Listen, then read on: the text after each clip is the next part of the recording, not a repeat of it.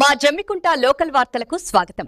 తాజా వార్తల కోసం ఈ ఛానల్ ను సబ్స్క్రైబ్ చేసుకోండి మరియు బెల్ ఐకాన్ నొక్కండి.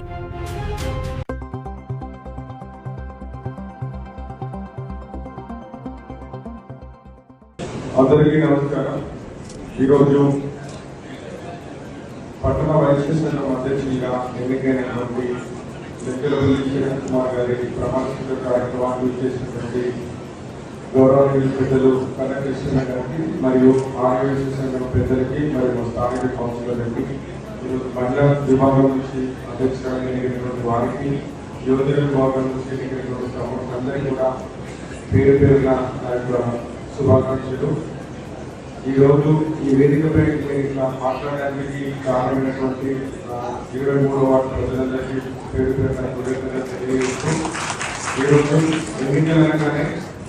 ఎన్నికల రంగానే మనం అందుబాటులో ఉండాలి. ఎన్నికల రంగాలని మనకు సహకరించాల్సినటువంటి వార్తలు ప్రాధాన్యత తీసుకుంటూ మనం ఎన్నికల తర్వాత ఇంతకుముందు కలెక్షన్గా ప్రమాణించడం వచ్చినట్టుగా ఆర్యవైశ్య నిరుపేదలతో పాటు అందరికీ కూడా తోడ్పాటుగా ఉండాలని చెప్పి వారు చెప్పడం జరిగింది.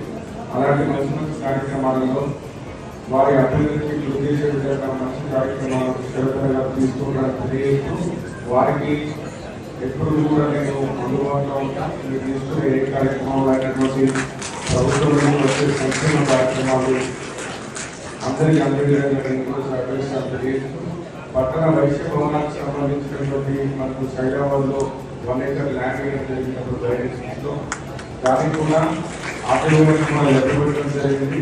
100% కరెక్ట్గా దాన్ని సర్వే చేయిస్తాం, మన ల్యాండ్ ఆక్యుపై చేసుకుంటాం.